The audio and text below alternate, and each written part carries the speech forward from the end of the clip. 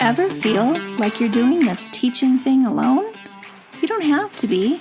Shared teaching is all about sharing the workload through the power of collaboration and teamwork.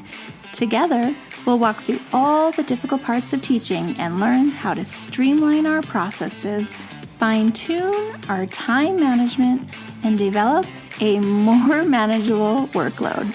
If that sounds like a dream come true to you, then welcome to the Shared Teaching Podcast. Let's share in the teaching to make those dreams a reality. Now here's today's Shared Teaching. Hello, podcast friends. Welcome back to another Writing Tip Wednesday, where we're going to talk all about writing reviews and teaching them for more engagement. So this is episode 150, and I'm your host, Susan, of the Shared Teaching Podcast. So if you're looking to add more student engagement during writing time, then during the holidays is the perfect time to kind of take a break and teach writing reviews to your class. They're really going to love getting to rate and write about their favorite things. So you want to teach writing reviews because it falls under the opinion writing genre. And for students, it's a chance to pick a topic that really excites them. Most students are already familiar with the idea of reviews with all the YouTube videos that they're watching.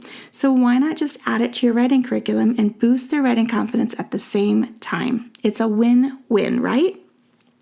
When we teach writing reviews, we're showcasing the opinion writing foundations of stating an opinion and providing reasons for that opinion.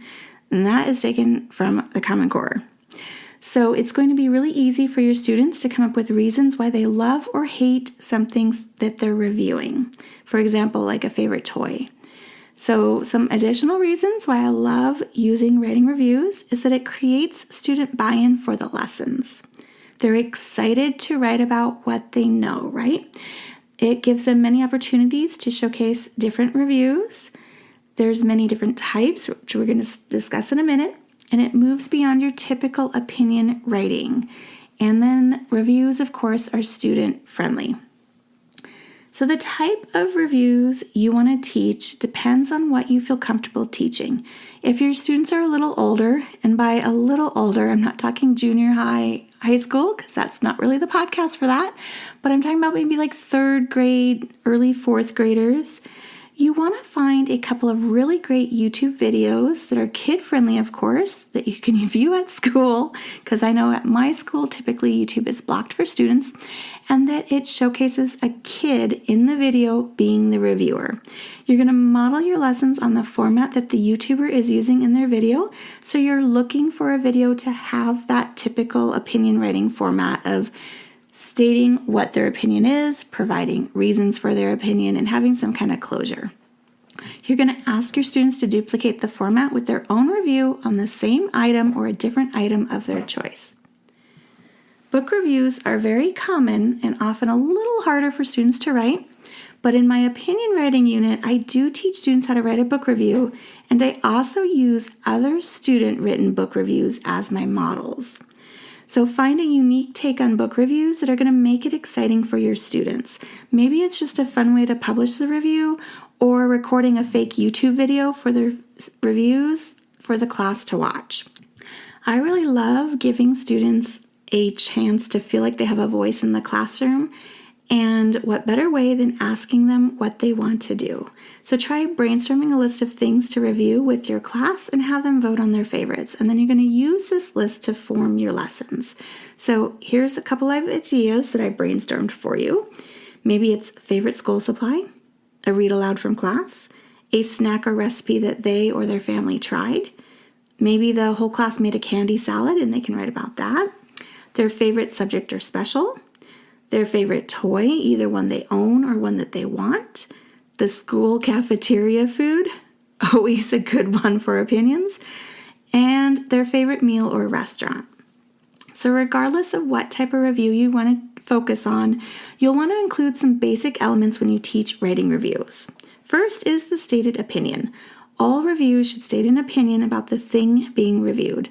Before diving right into telling their opinion, students should first engage the reader. You want to teach students how to write a good hook to draw the reader's attention. For younger students, you'll want to provide just a few examples of hooks and have them choose the one they like best to use as their own. So for example, I like to find some books with some really good hooks and I read them those as models. And then we analyze how they created that hook. And it's just a one sentence. I don't go crazy here. I don't take a whole paragraph, just one sentence. Next up is a fun rating scale. Although it's not absolutely necessary, it really makes reviews fun. So I love to include some type of rating scales when I'm teaching reviews. Here is a great chance for your class to get creative.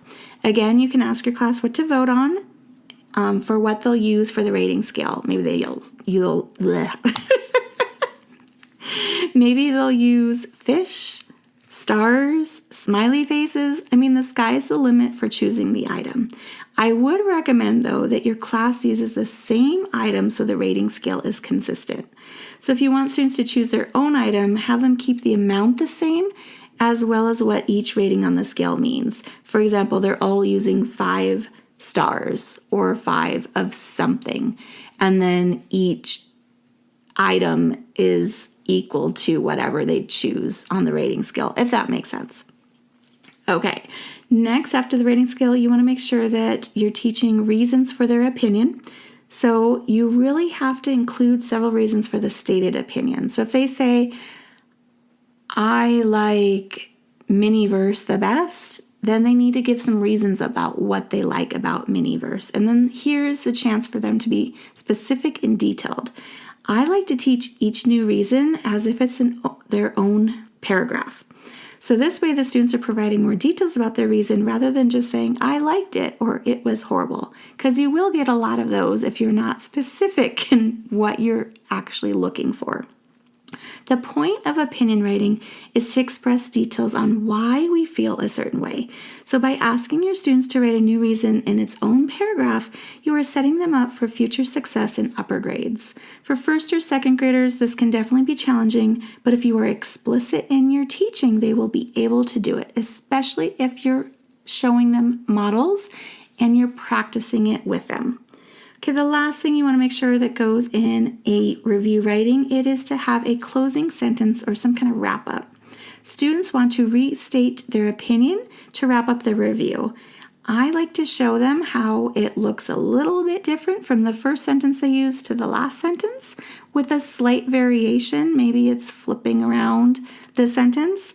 And I will also provide a few sentence stems for students to choose from to start their closing sentence. So here are some of my favorites. In closing, this is why. In summary, to sum it up. So I really hope you'll give review writing a try. It's such a fun way to teach opinion writing. And if you want an easy done-for-you option, you're going to check out my second grade opinion writing unit that's found in my TPT store, or you can find the link in the show notes. One last thing before I sign off is that I am going to be a speaker in the Educate and Rejuvenate conference this winter. You want to sign up. It is a free conference to join.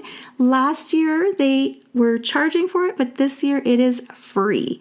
You do have an option of upgrading to have a longer access period, but you can also get it for free.